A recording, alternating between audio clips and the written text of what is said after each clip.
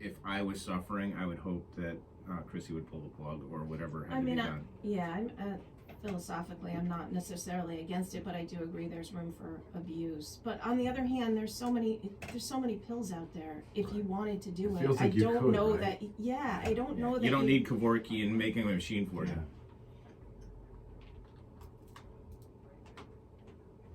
Yeah. No, I understand, Yeah, but yeah. this is a religious argument. I don't think that there's a winning argument here. It's tough. Yeah.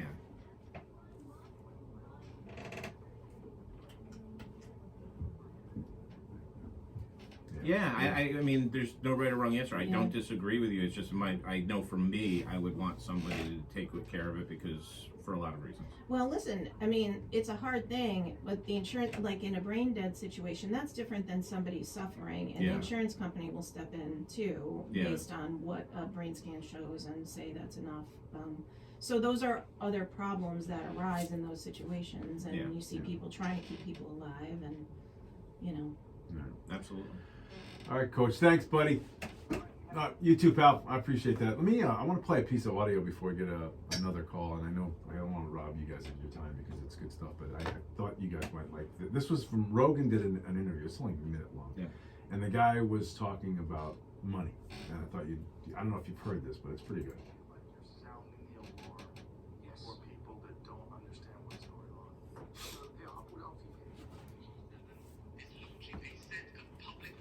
Principles for retail central bank digital currencies, CBDCs. Central bank digital currencies could be a digital version of money, a bit like a digital banknote that could be used alongside. Right, so that's the guy who runs our economy in the UK. His name's the Chancellor of the Exchequer. And here is the article. Bank of England tells ministers to intervene on digital currency programming. Yeah? And here's a quote from the article. This isn't the Telegraph, the one in full time. It was behind the table, so I'll just read the quote. Digital cash could be programmed to ensure it is only spent on essentials or goods which an employer or government deems to be sensible. I'm going to take it one step further, future right?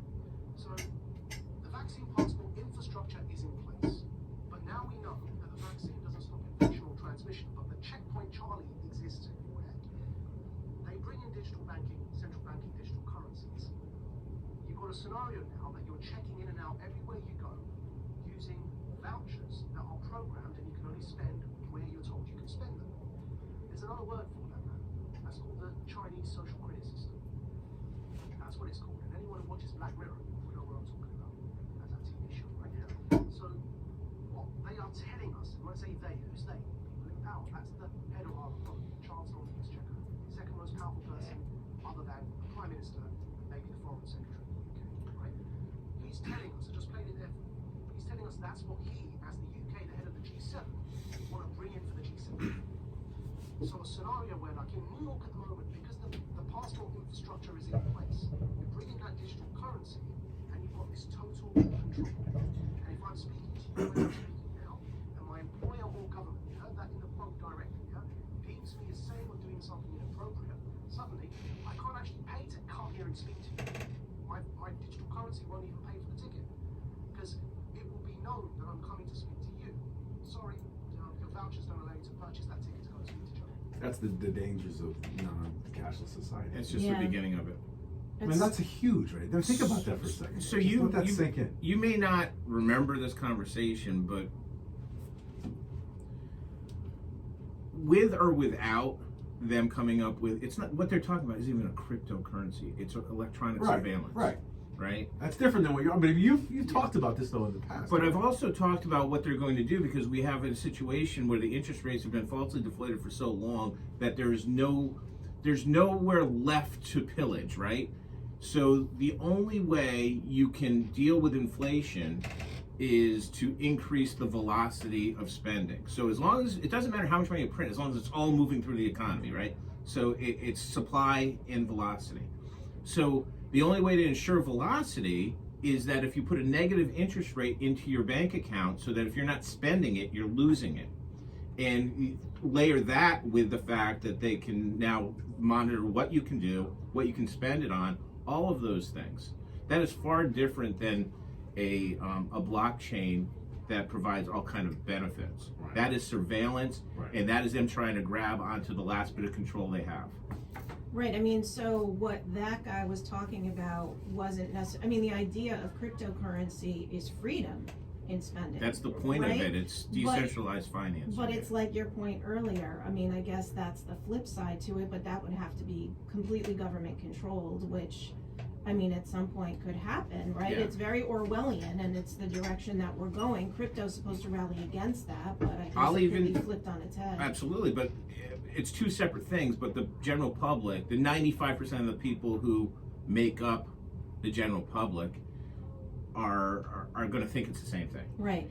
But let me just go to this. Yeah. Imagine, and this is why I brought it up originally, because remember they were passing out the checks to everybody in the country, Mhm. and there was a huge problem and a backlog, and people were getting them for months and months. What am I going to do? What am I going to do? Well, what you're going to do is spend it on stuff you don't need, just like everybody else did. But imagine how easy it is to sell. If we have a crisis, we can put money directly into your account with Right. a keystroke. It takes 1 second. Now everybody's good. Now you have a cradle to grave situation where all of these morons who are going to move to Canada if the Chinese show up Right. don't have to get out of bed, right?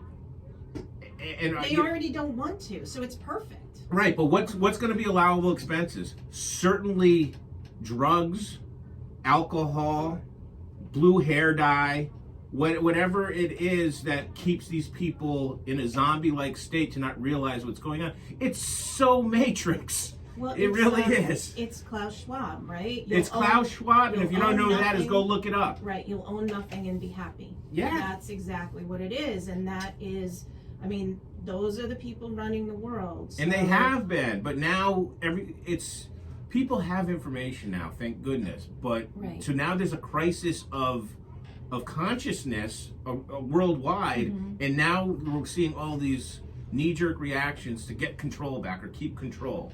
And it's like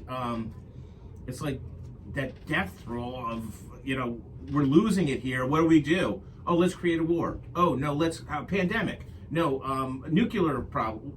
What's next? What's next? I don't know, but it's in the end. Well, what was the quote?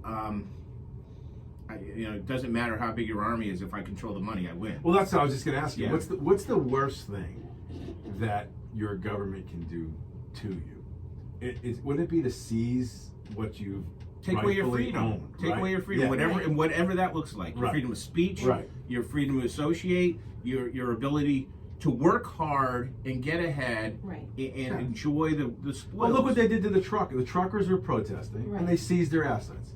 So that's got to be the scariest thing for a free society. Here, you guys have worked your whole life, and put in all this time as great attorneys. Yeah. You built up this gigantic war chest, and then you say something out of line, and you can't access your account. And who is going to help you? Nobody. Nobody. I mean, we know that. You. I mean, they Get a basically. sledgehammer out. Listen, that's the direction we're going Yeah. now, as far as speech and all of that. And we know that Obama even basically admitted he asked the IRS to go audit certain people because of their beliefs. Right. I mean, what could be worse than that? So when you, G, say there's a crisis of consciousness, I think that's a great phrase, and I agree with that. But I You're think welcome. I think that's happening now as we see war live in real time, Mhm. and it's making people hopefully rethink their own situations. And that's where I think the crisis of consciousness is going to come, that we're actually watching it. And things like crypto, social media, those are the only things that are going to allow for freedom and for information to get out. Because I was watching this interview with these young people in Russia who are protesters, and they basically said there is a complete dichotomy between generations, where the younger generation has access to social media, they have a better idea what's actually happening. Older people are, they're done. I mean, they just believe what they believe, and they're not going to change their minds, much like people in this country who just systemically believe what they believe. They're going to keep soaking up what CNN gives them, and you're not going to change their minds about anything. And I want to go back to something we talked about last week, or you had somebody on. I think we talked. It's the power of having the world currency, which we've had for some time now. Now, every single world currency has collapsed. They have to. They're built to collapse because when they need more, they print more, and it just destroys them. This happens every single time. The pound is the longest standing currency, right? In its form it is right now. It's around 350 years old, right? So, first, they all do the same thing. First, they decouple it from gold or whatever it is that really backs it, and then they just print, and then at some point, it stops. But in the end, everything can be measured by energy. And obviously oil and natural gas is a really easy thing to see. But the energy you put into this show, what we do, all of it, when you start paying for things in an equation that, or however it works out in a way that it's a free trade of energy, that's kind of, that's a really poor explanation, but that's what you need. So it's not affected by all these external policies and politics. You just need a free market system, which has to be decentralized by definition. Otherwise, people are going to be influencing it. And let's just say Bitcoin. There's 21 million of them. That's it. There can't be any more. There can't be more. It's perfect electronic gold, according to anybody. Even the people who detracted from it are now saying, "Oh my God, this is the only way," because they're seeing what's happening. And I don't have a crystal ball or anything, but all you have to do is open your eyes a little bit. It's nuts.